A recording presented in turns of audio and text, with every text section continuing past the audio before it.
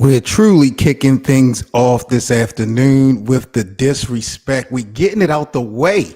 Welcome back to Lakers Land. This is a State of the Franchise podcast. I'm your host, Seven Mitchell, and with me today, we got a special guest. We got the founder of Get Your Bars Up Media, the president of the LeBron Haters Fan Club. We got BA in the building.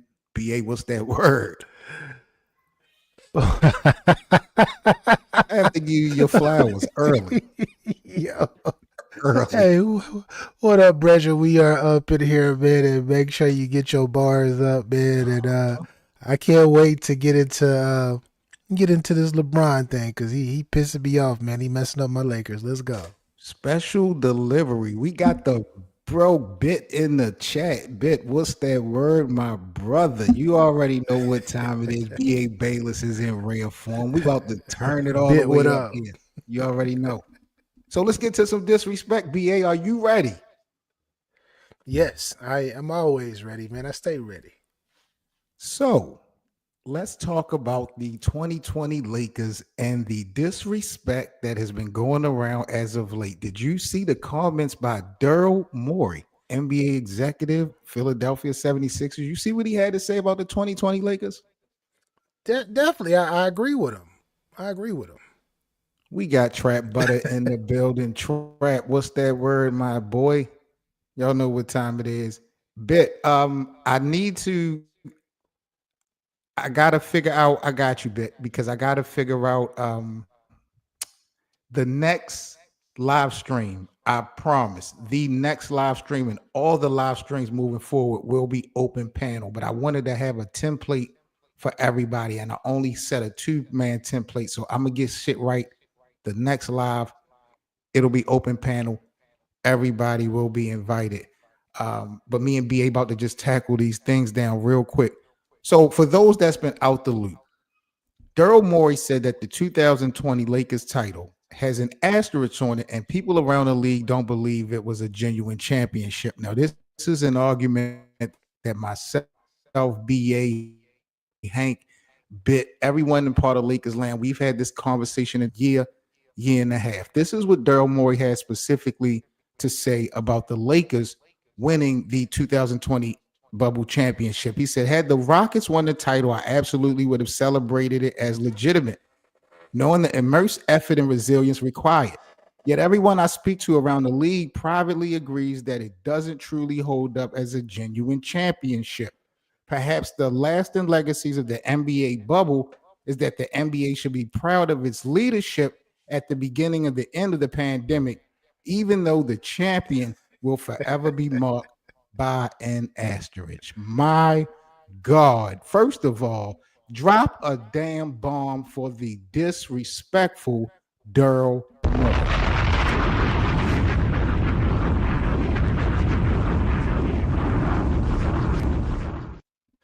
So Shout out to Daryl Morey.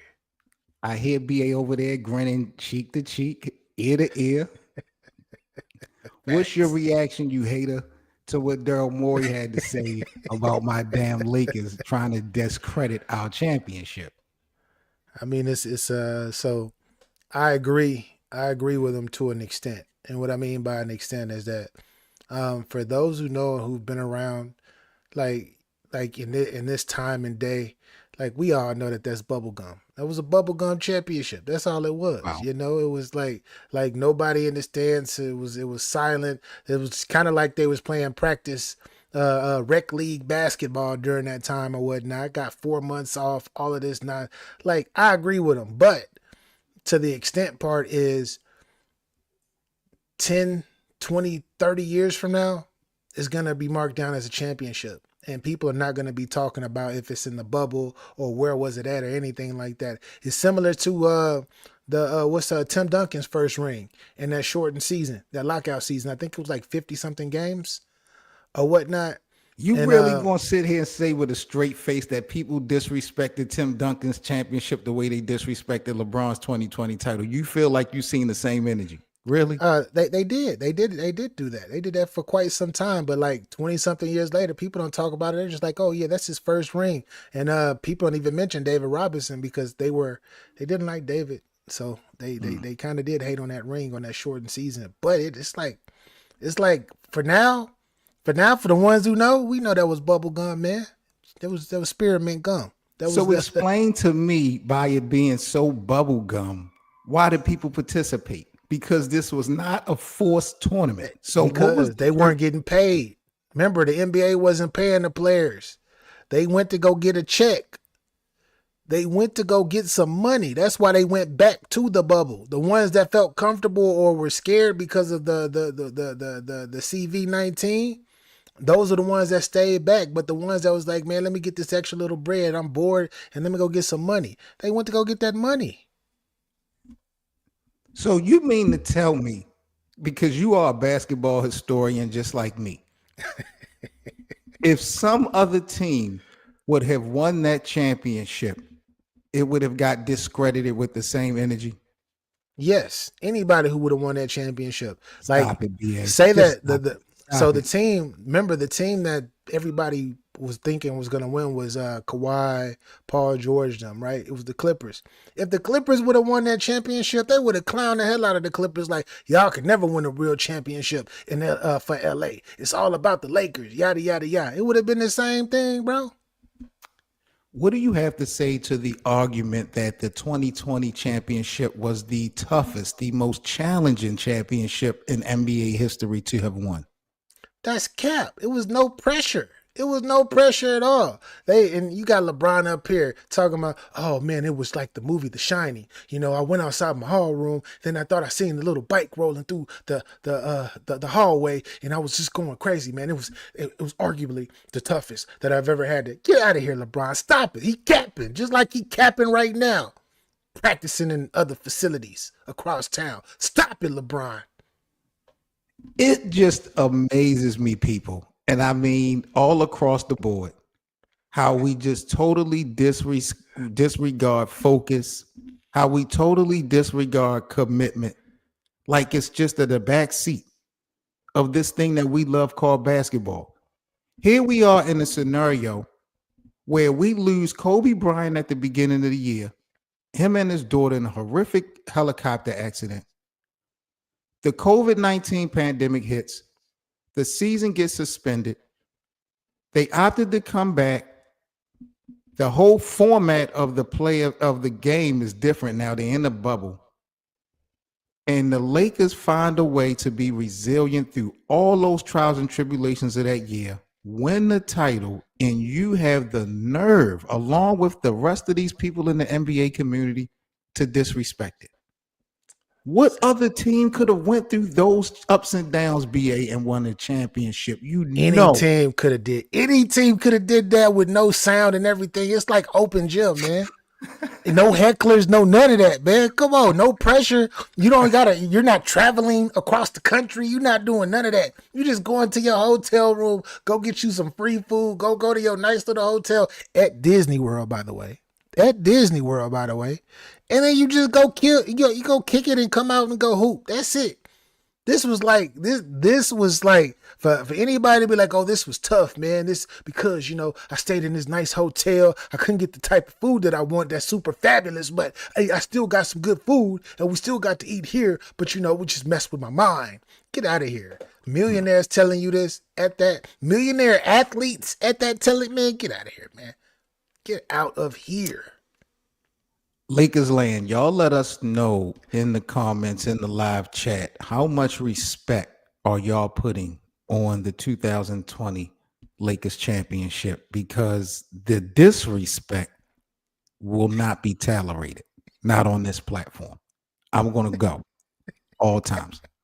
Seven Mitchell BA, we are in the building. This is Lakers Land Live. Make sure y'all hit that like button. We are back in full effect. It has been so long since we have been live, and we are looking to grow this channel and the platform in preparation for the upcoming season. Let's talk about this roster, BA, of the Lakers. Some additions happened in the offseason, namely DeAndre Ayton, Marcus Smart. That big S word always comes into play when LeBron James gets a new teammate, and I'm talking about the word scapegoat. What's your reaction to DeAndre Ayton and Marcus Smart addition to the Lakers? And are they potential scapegoats for the Lakers if they fail this season? First of all, anybody that plays with LeBron that has a little bit of status is going to be a scapegoat. Wow. Anybody new that comes to the team. Wow. Yeah, they even tried to make like they even got on Luka. They got on Luka so tough they made him change his whole body composition. That's how much of a scapegoat you're gonna be. Ain't nobody don't nobody blame LeBron. The only people that blame LeBron are the real. Everybody else that's living in this fairy tale, oh yeah, yeah. It's his fault. It's Russell Westbrook. No, it ain't what. It's Anthony Davis. No. It's Austin Reeves. No. It's D'Angelo Russell. Do I got to keep going on? Oh no. It was Kyrie. Oh no, it was Kevin Love. No. D Wade too old. No, Chris Bosh. Like, come on. I can keep naming like this is how nasty we're. Oh no, it was J.R. Smith. He should have passed LeBron that ball even though it was just one game. Man, come on, man. Been doing this for ages, man. So yeah, they are gonna be scapegoats. Exactly. So Trap feels like Ayton is going to be a top scapegoat. BA feels like he's going to be these guys could be potentially scapegoats.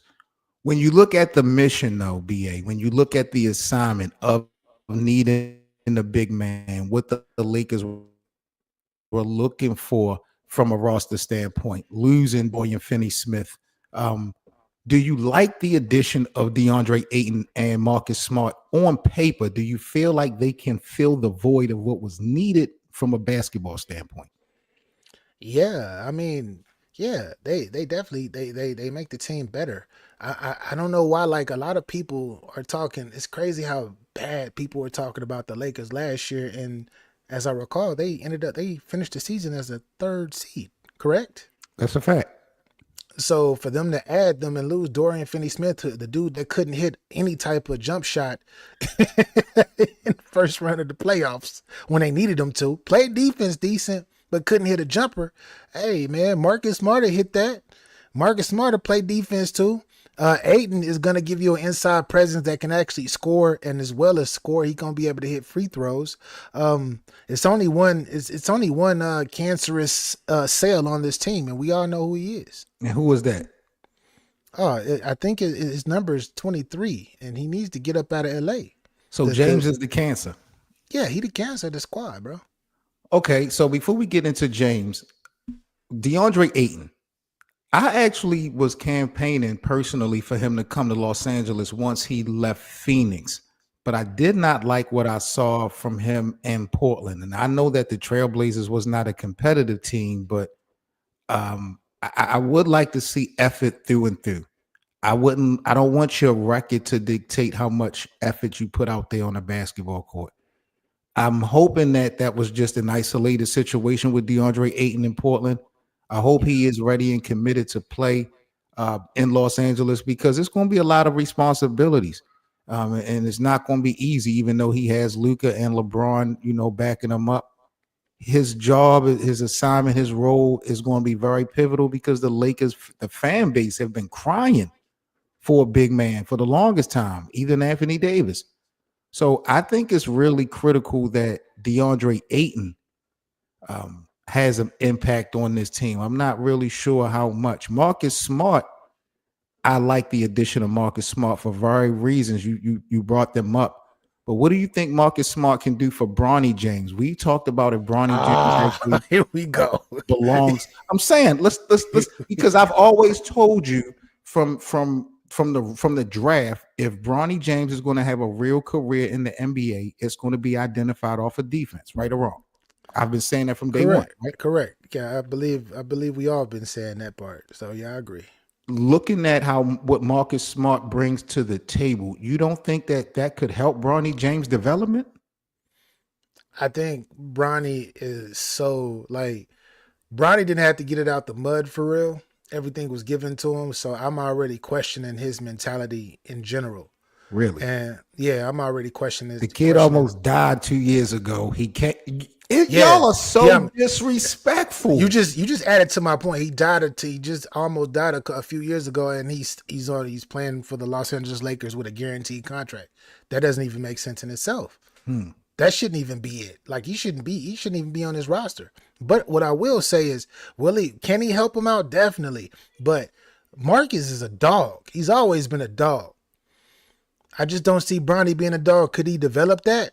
Sure, he can definitely develop that. But I don't want to make this about Bronny because Bronny still got a lot to prove and he got a lot to show. He's still right now, he's still living off of his pop's name. He has yet to make his own stance. And I know this is his second season, so we gonna see what he do because in Summer League he was looking terrible. Terrible. Hold on. So with a straight face, you're gonna sit up here. We got Capo in the building. Capo, what up? You're going to sit up here and be able to straight face and say that you haven't seen any improvement from Bronny James since the Summer League of the rookie campaign. You're not seeing anything. No, I haven't seen anything. Remember, this is the same dude that was going and he was lighting it up in the G League, scoring 30-some points here, 30 here, and all of that stuff, and he still laying eggs against the actual NBA players. This is unbelievable. I'm just saying, like, I haven't seen no improvement. What you see? What improvements you see? Bro, I'm seeing improvement all over the board. You ain't named one. And defensively. That's a generic answer. I need to hear in particular what. You need a box score. I need a stat line. I need the particulars over here. You thought, I'm up here with you today. I need some particulars. That's a fact. Let me get it together now. All right. Well, check this out. I mean, I totally disagree with your analysis on Bronny James. I'm seeing improvement.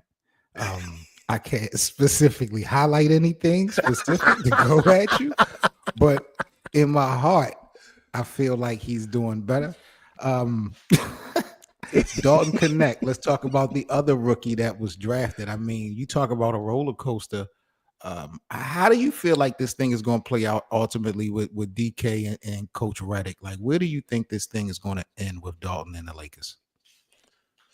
I'm so upset that Dalton didn't get his chance to go to Charlotte because I feel like Dalton is a 20-point scorer, a future 20-point scorer in the NBA.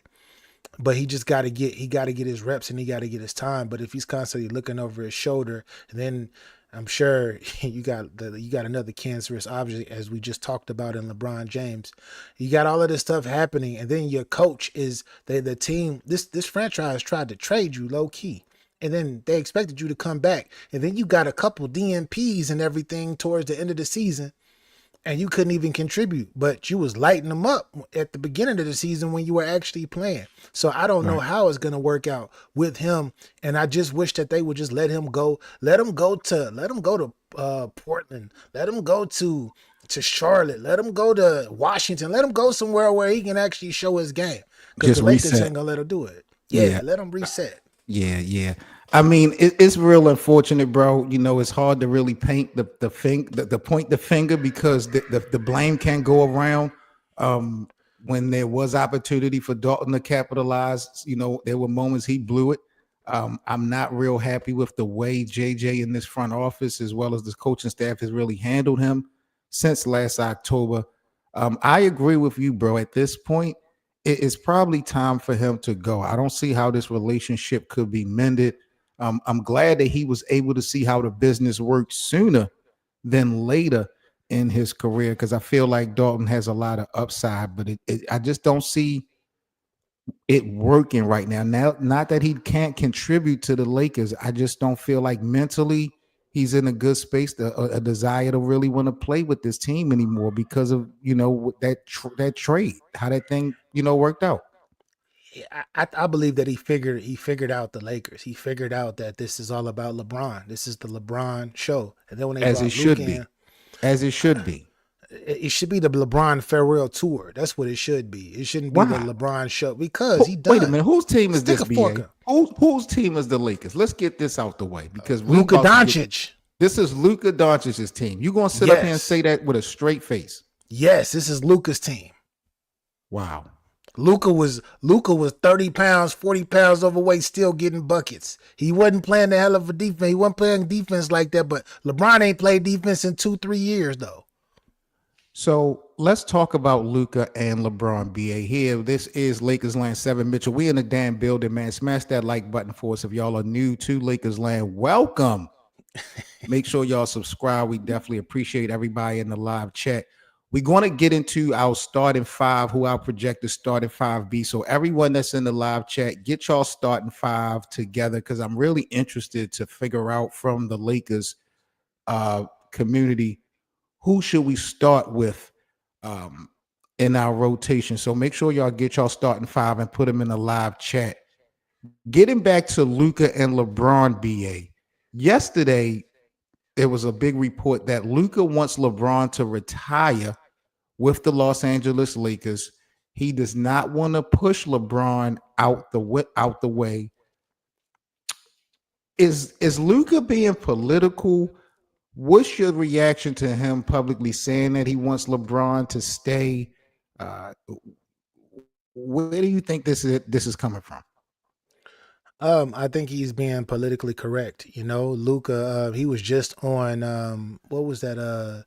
The U.S. Today, the morning show on ABC, Yeah. like with the Yeah. biggest morning show. Like he was just on there, and Luca is getting into this, like, now that he lost his weight and everything, and now he's starting to develop his own personality to actually reach different demographics of people, because his game has already reached it, but his personality hasn't. So now that he's going through this transition of, now I need to be a leader and I need to do this and I need to do that.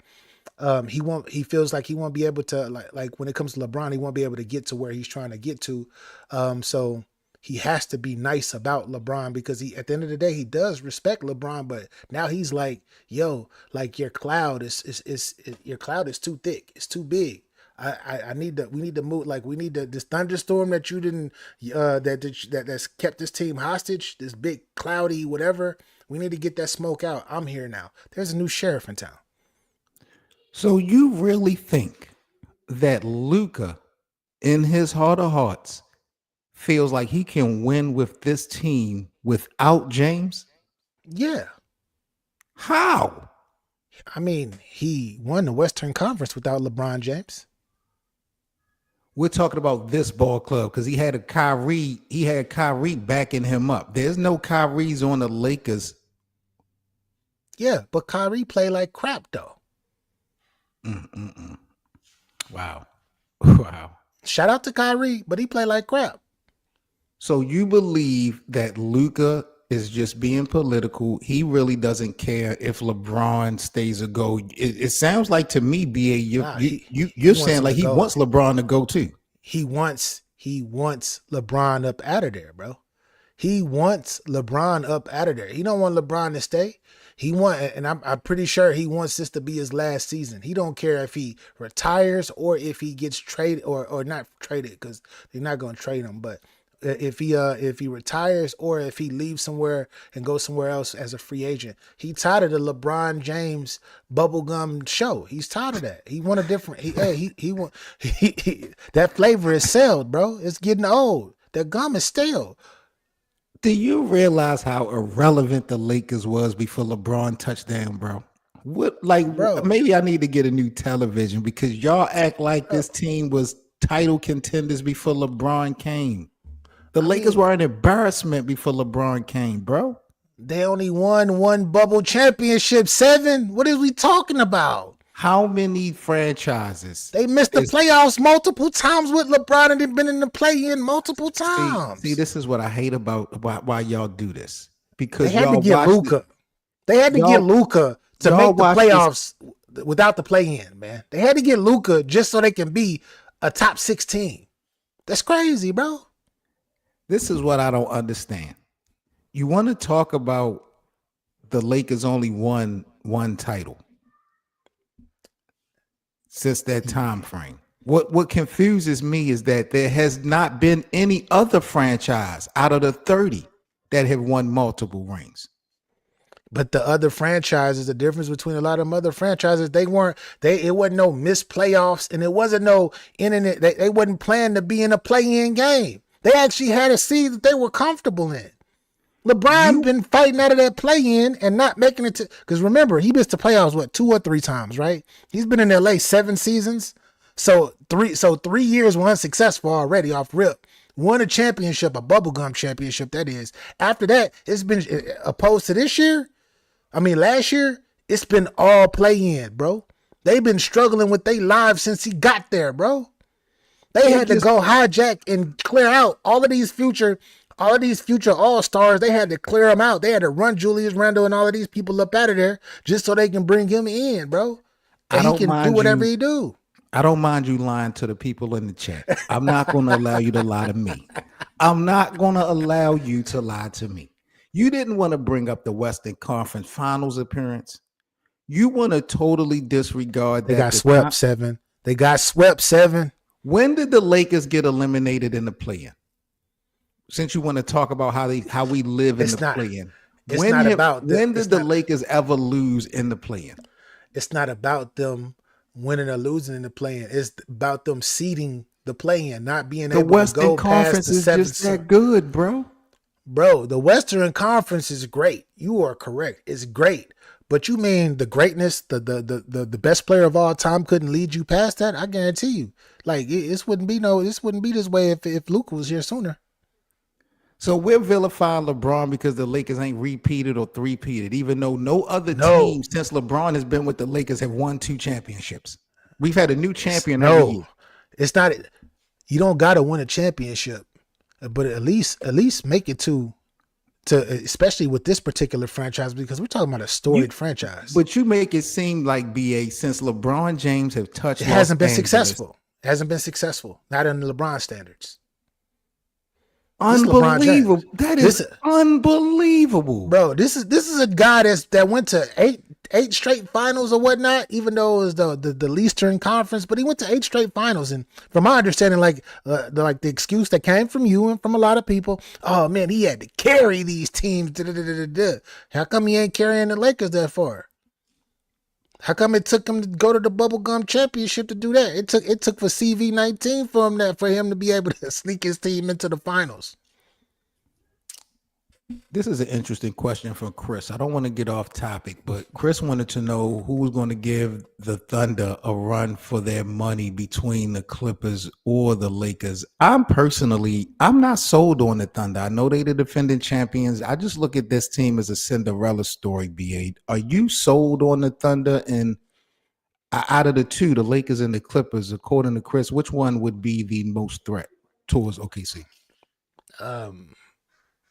I might have to go with the Clippers. I might have to go with the Clippers on this, but I'm sold on the OKC Thunder. I'm sold on them. And the only reason the only team the real only team I think that can probably give them that work that they gonna have problems running into is the Denver Nuggets. Now that they read up, that's the only team that I can see that can get to that type of level. Just with their new pieces. But everybody else, it is OKC and everybody else. And I know that's unpopular from a lot of people, but we're talking about people could talk about Shea and Chet and Jalen and all that and all of that, Caruso, Hardenstein. Damn, they got a squad, but they're stacked all the way across the board. All of them young. True. And nobody talks about them defensively. That's where they really get you, defensively. And when you got a player like Shea that can get to the free throw line, even though he do be foul baiting, he do.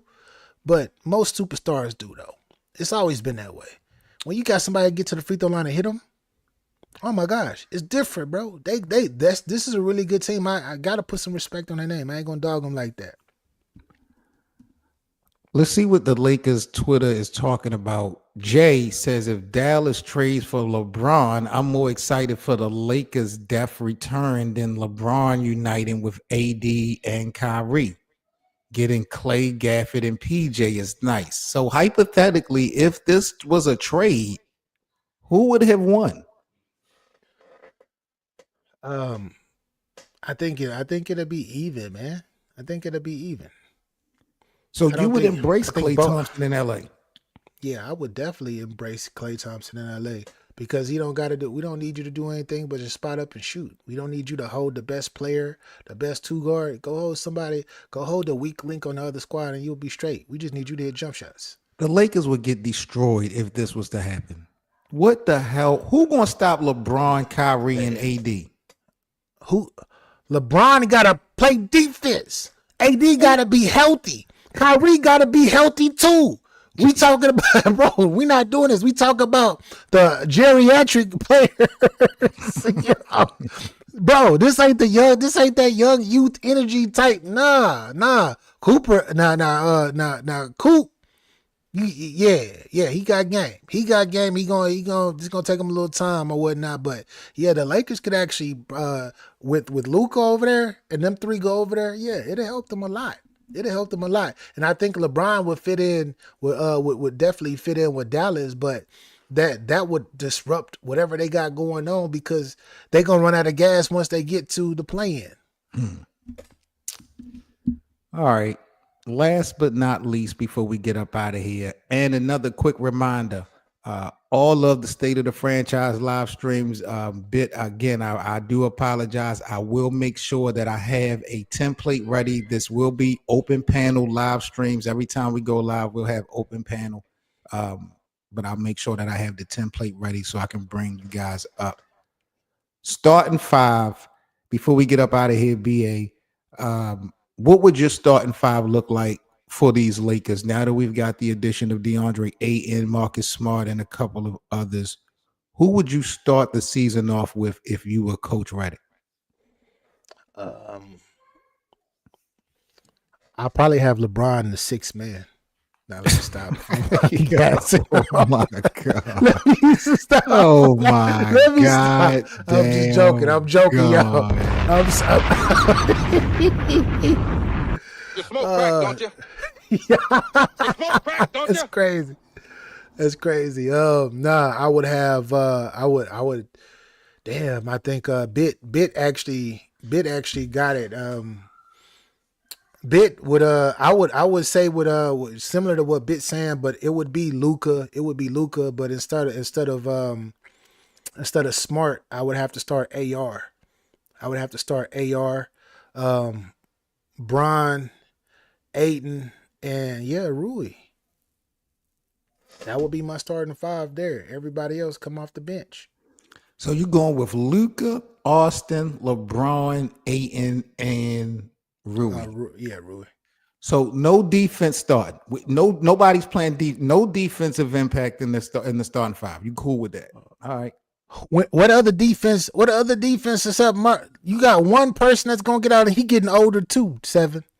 One other defensive player. Who else gonna play defense? Who else can you insert to play defense in that starting lineup? I'm bringing in. I'd rather have, for the purposes of having some firepower in the second unit, I'm letting Vando start over Rui for the defense. He can't shoot those. I understand that. Vando brings us no offensive capability. That's true. He fouled too much. Is he not a better defender than Rui? They're about the same, low key. Stop it. Vando, y'all, just because he played a tough guy role, y'all can't be just because it got tough. Y'all can't be like, oh, he a good defender. No, that's not true. Vander not that much of a better defender than Rui, bro. We not doing that. He's just a bully. That's it. That's what he do, and that's what they need him for. They need him for grit. That's it. He can do that off the bench, man. Wow. He said, yeah, I think defensive presence. That's great. Y'all are a piece of work, bro. A really piece of work. I know it's a sacrifice. I just that Luka Austin Reeves backcourt, something needs to be done about it. It really does. Something needs to be done about it. I don't know what to do. I'm not campaigning for Bronny to be put in that starting lineup. I'm not campaigning for Marcus Smart neither. Sounds like Clutch Sports has just entered the conversation. Clutch is just yeah, I don't know if I need Bronny to. Yeah, Bronny name shouldn't even be brought up. He should be like that 9th man on the road. We got 9th or 10th man. Where does Gabe Vincent fit on this team? I feel like Gabe definitely had a down year, but I felt like as far as injury, like he played more last season, and he did better than he did prior. the prior season. I think Gabe is making his way back, and I think that he'll be able to help. And he's low key, like he a better defender than Bronny is right now. Gabe Vincent is a better defender than Bronny. Yeah, That's cool. and he a better shooter. That's cool. For now. For now. For now. For now. Yeah, for now. Going like 8-9 months from now, it might change. Maybe Bronny might get on that new Balco and be just like his pops. Who knows? Damn. Hey. He might get on that new Balco.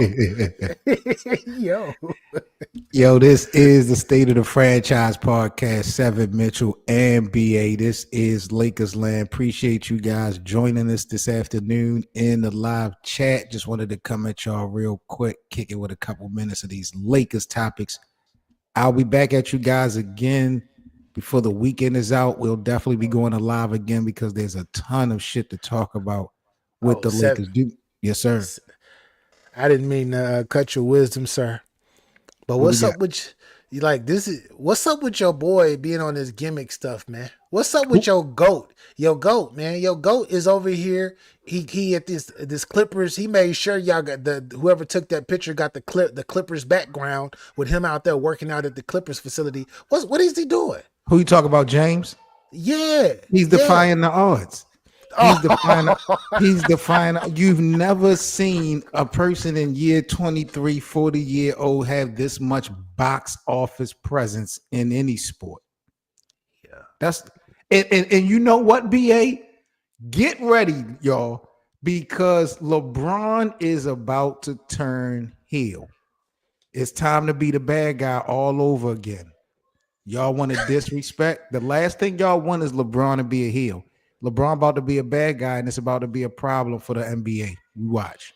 He been a heel. What you talk about? He been a bad guy. Don't nobody like him no more except for the hardcore fans who are fake Laker fans who are just LeBron fans. They the only ones that like him. Everybody else keep it real. They know he don't need to be on that team. People want him to go. Man, come on, Seven. We are out of here, man. Go make sure y'all subscribe to my brother BA at Get Your Bars Up Media. BA, I appreciate you as always, man. You got anything you want to let the people know before we get up out of here? Make sure you get your bars up. And 702 asked a quick question. BA, how you feel about Parsons saying he don't want to play for the Dallas Cowboys no more? Oh, he requested the trade? I'm in my feelings about that. I don't like that at all. But I blame Jerry Jones for that. I blame Jerry Jones because Jerry Jones don't want to pay him, and he's about to go somewhere else and win a title. That's all I can say, man. I don't want to say no more because that's I don't like it. I don't like it at all. I want y'all to look at God. I want y'all to see how God works, because I was just about to end this stream and 702 Smooth brought me back to the recollection and the remembrance that BA is a Dallas Cowboy fan. This man disrespects LeBron James, called them all types of losers, but this is a Dallas Cowboys fan. We are going to enjoy this season. I promise you. Damn. It is about to be nasty work. BA, I'm going to holler at you later on this weekend, my brother. All right, bro. Hold it down, man. Lakers land. You already know what time it is. You already know, man. All day, every day. Salute to my brother, Bit. Shout out to everybody in the live chat. Chris in the building. Big up to you, 702. Big up to you. Shout out to my boy. Big up to Capo. Came through. Trap in the building. Big up to you. Shout out to everybody that catches on a replay. My boy Steve, go shoot as well. Y'all stay safe. Happy Friday. And I'll catch you guys this weekend later on Lakers Land. I'm out. Peace. That's a wrap for today's episode of the Lakers Land podcast with Seven Mitchell. If you rocked with the show, make sure to like, subscribe, and drop a review wherever you're listening. Join the conversation on social at Lakers Land Show and tap in for daily takes, polls, and more. Until next time, stay loyal, stay loud, and always stay Lakered up.